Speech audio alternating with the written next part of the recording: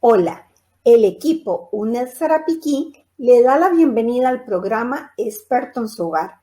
Hoy trataremos el tema salud con el conocimiento y la experiencia del doctor Óscar Montero Jiménez, director de la Caja Costarricense del Seguro Social, Puerto Viejo. Muchísimas gracias. Muchísimas gracias a usted, doña Ania, y a toda la comunidad de Sarapiquí.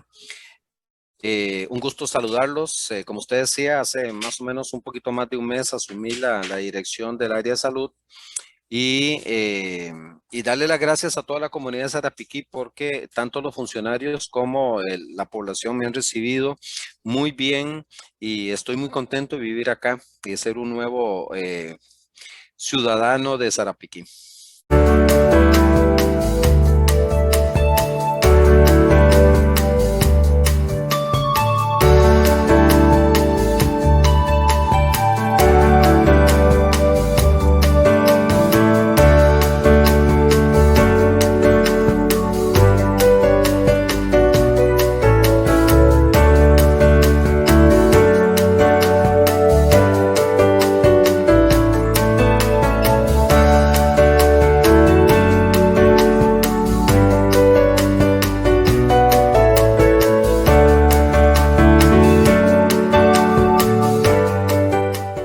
Perfecto. Bueno, voy a tratar de explicarlo de forma, como llamamos nosotros, coloquiales, para que muy simples, muy llanas, para que, y tal vez con palabras que no digan por ahí, uy, qué doctor que habla feo. No, es que trato de hablar simple para que me entiendan y no usar cosas técnicas que nadie entiende, ¿verdad?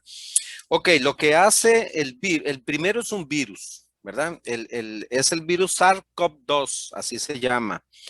Eh, llamado COVID y 19 porque empezó en el año 19, ¿verdad?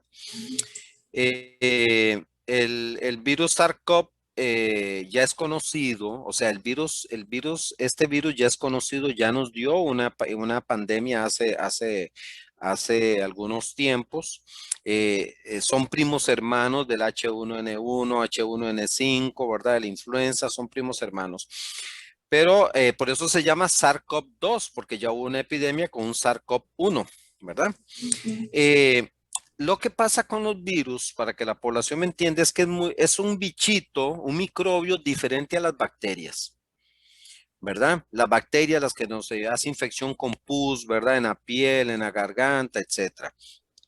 El virus tiene una característica, que el virus es un bichito, un microbio que vive, él puede sobrevivir si está dentro de las células del cuerpo humano o del animal o del ser vivo, ¿verdad? En este caso, los virus humanos, ellos tienen que estar dentro de la célula para vivir.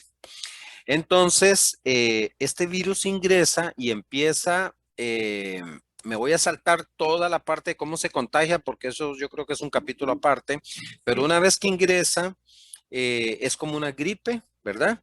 Y se aloja, empieza con dolor de garganta, se aloja acá en la garganta, se aloja en la nariz, entonces da como una especie de gripe.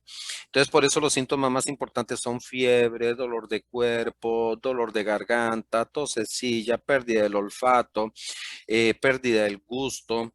Y una vez que el virus ingresa a las células, él tiene una especial amor por irse a las células del pulmón.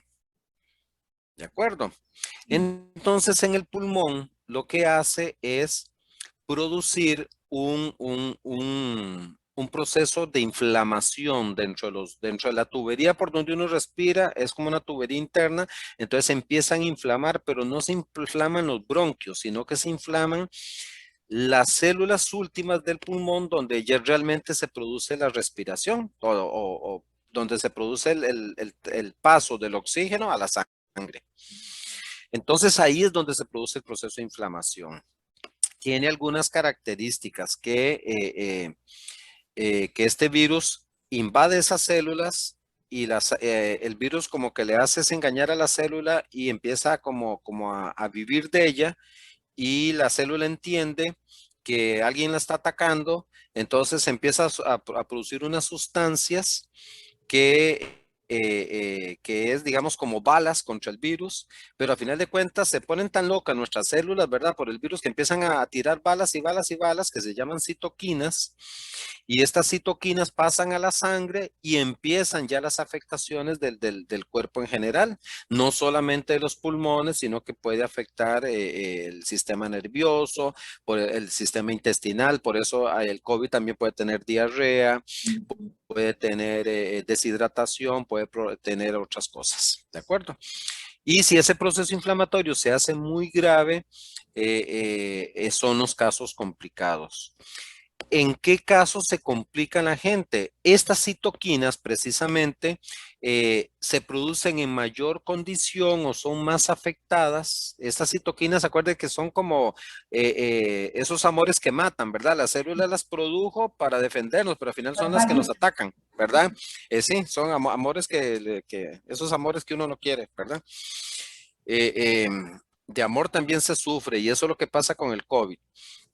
Entonces, en personas muy obesas, en personas con enfermedades crónicas, como la hipertensión arterial en primer lugar, como enfermedades vasculares que tengan que ver con el corazón, la diabetes mellitus, y personas y esas son las más importantes, y en general todas aquellas enfermedades que tengan que ver que nos bajen las defensas, como el cáncer, como las enfermedades crónicas, como autoinmunes, como el lupus eritematoso, la artritis reumatoidea, Y todas las esa familia. cardiopatías y el Sí, asma, las el enfermedades asma. del corazón, sí, de las tres primeras son la hipertensión, las enfermedades del corazón y vasculares, que fue las que nombré de segundo, es que tienes razón, no le dije corazón, le dije vasculares. Entonces suena como solo, como que no es el corazón. Y la obesidad, ¿de acuerdo? Evidentemente, la edad al principio, como conocimos el COVID, que el año pasado, esto es una enfermedad de viejitos, ¿verdad? Ya con esta segunda ola nos dimos cuenta que no es una enfermedad de viejitos, simplemente porque los viejitos, por su estado físico y psicológico, son más propensos a que esta lluvia de citoquinas y de proceso inflamatorio por un virus sean más afectados y se nos morían. Pero ahora ya vimos que la enfermedad está atacando ahora más a niños, ha atacado en Costa Rica más a niños que adultos mayores, ¿verdad? Doctor, ahora que Sí. habla de esto, una pregunta. ¿Por qué se están generando tantos casos en jóvenes, bueno, adultos jóvenes, entre los 40 y 50, 55 años? ¿Qué es lo que está pasando con ese grupo que ahora es ahí donde está centralizado, inclusive cuidados intensivos y la gente que lastimosamente fallece está muy relacionada con ese rango de edad? ¿Qué es lo que pasa? Correcto. Bueno, son muchas, es una pregunta muy difícil de contestar, porque hay muchas aristas, hay muchos factores, hay muchas condiciones para que nos entienda la gente que se unen para que eso se dé y para que lo entendamos. Primero les decía, bueno, precisamente que ya no es una enfermedad solo de viejitos, ¿verdad? Es una enfermedad de todas las edades. Ok, ahora está afectando a la misma gente de riesgo que afectó el año pasado, pero jóvenes. ¿De acuerdo? Entre 42 y 57 años. Eso es, perdón, entre 42 y 67 años. Eso es lo más fuerte en este momento. ¿Qué condiciones se dan? Primero, que los adultos mayores aprendieron a cuidarse más, en primer lugar. La gente responsable aprendió a proteger más a sus adultos mayores, ¿verdad? Si su mamá o su abuelita o su abuelito, entonces uno el joven que tiene que salir a trabajar, uno responsable se cuida, ¿verdad? No los va a visitar, no, si viven en la misma casa, ¿qué hago? Yo vivo en la misma casa y tome medidas, ¿verdad? No esté ahí con el revueltos, con sus abuelos, con sus papás. Entonces esa gente responsable ha tomado esa responsabilidad. Entonces ellos se cuidan más. Y lo otro es que ya se enfermaron muchos el año pasado, ¿verdad? Entonces, eso es, por un lado, digamos, el enfoque de epidemiología que dice la ciencia que ha pasado. Hay muchas más en ese enfoque, pero esos son los más importantes. Los abuelitos se han cuidado y se han protegido.